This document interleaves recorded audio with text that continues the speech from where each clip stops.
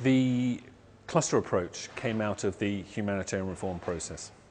This was an interagency activity that was very much in response to the recognition that the humanitarian activities could be better. The needs of disaster-affected populations could be better met through coordinated action. A number of recommendations came out of that review, one of which was the need for more preparedness, greater predictability. Part of that was the identification of a number of agencies in particular sectors, or clusters as they became to be called, to actually take the lead. So there was one particular agency, a go-to agency, who was responsible at a global level for that sector or cluster, but also at a country level during a response. The International Federation has taken on the responsibility as being the convener of the emergency shelter cluster in natural disasters. We co-chair this cluster with UNHCR, the United Nations High Commission for Refugees, who have a responsibility for convening the cluster in conflict situations. Often in emergencies, there are many partners who come in with their own resources, their own approaches, own strategies. The cluster then makes sure that it all comes together and we have one consolidated response to that. The cluster approach fundamentally is being prepared to respond to the emergency shelter needs in a coordinated and effective fashion. And as such, it brings all the actors that take part in shelter provision together. It's not just a federation activity, but it's primarily to bring all the actors together in a coordinated fashion in support of the governments, who are the primary actors, of course, in leading this response to the disasters. The role of the cluster is to identify and address gaps after a natural disaster. It means a number of agencies rush in to respond to the disaster, and the cluster is a means of bringing those all together, ensuring that there is a common or a coordinated approach to how you address shelter needs, that one agency isn't doing one thing and another agency doing something totally different. So it provides a coordinated response that meets the needs of hopefully most of the people. In the event of a rapid onset new emergency, at country level, the humanitarian country team should meet. Of course, that includes the International Federation. That team will sit and address the scale of needs, the extent to which it's an international emergency, and the extent to which the government requires support from the international community. If that is the case, the humanitarian country team will look at identifying the particular clusters that are appropriate to that response and the agencies to lead those clusters. So in the case of a larger emergency that requires a big shelter response, it's a natural disaster, that request will come to the Federation. Following that request, the formal process is a message goes to the Emergency Relief Coordinator in New York. The Emergency Relief Coordinator then confers with the global cluster leads that they are aware of and support that recommendation. On the basis of that recommendation, where the International Federation has been requested and has agreed to convene the shelter cluster, the next stage is that the International Federation deploys a shelter coordination team to undertake that coordination role. The shelter coordination team, when deployed by the International Federation, consists of a number of clearly defined roles. These are dedicated positions. They consist of a coordinator, an information manager, a technical advisor. Depending on the scale of the response, that also may require a mapping advisor. We are also, in recognition of recovery needs, shelter recovery needs, we tend to look for a shelter recovery advisor. And of course, increasingly, environmental impact is a major concern. It's really trying to bring together a team with the information management and the technical aspects, and to really gather as much information as we can, disseminate that back out to the group so that all understand what's happening. Crucially, as you do get more and more information, it does give you the ability to map a lot of the areas people are working in and give some direction to those agencies in as to where they should go, so that we're not duplicating assistance to the affected population. As information manager for the cluster, my responsibility is to gather or collect information from different sources, to put it all together, assemble it into some sort of logical, meaningful way, then to provide some sort of analysis to that information so that information then has real meaning to the users of that information, and then to share it, to disseminate it to the membership and outside of our cluster as well. The technical advisor comes in because the cluster has a lot of different things to do.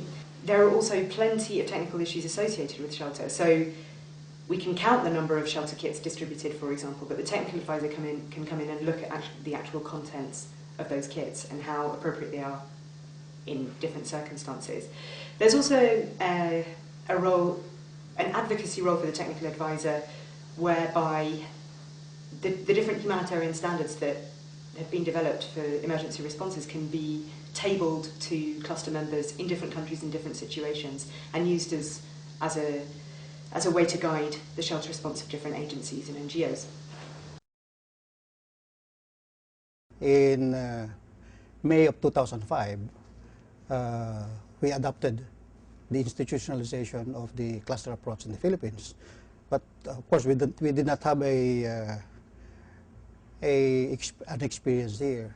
And so in the typhoons of 2006, where we were visited by 4 major typhoons, including Typhoon Durian, we thought that this is a good opportunity for us to test it.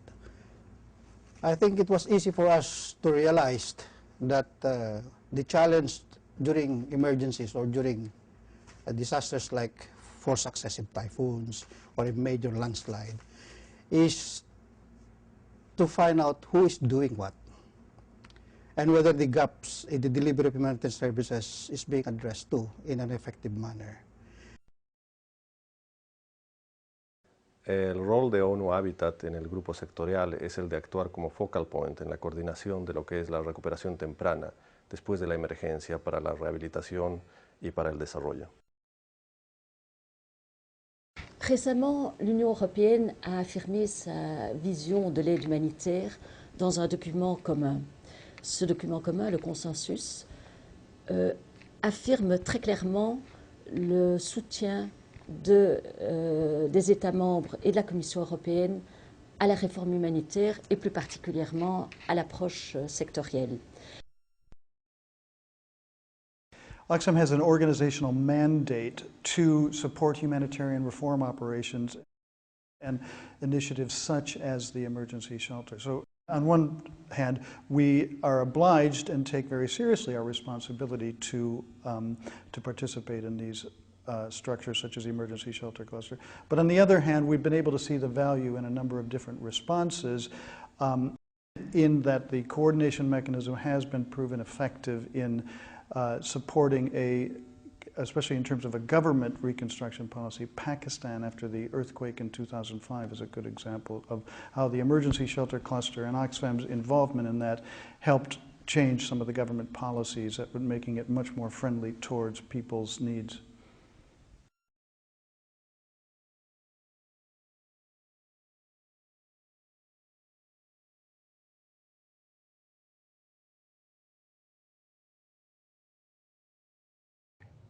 If you're faced in the early days, 8 o'clock at night, with a room with 300 people in it, which is not unusual in a large-scale sudden onset disaster, you can't distill a strategy. You can't get best practice from so many people, so you have to set up a system.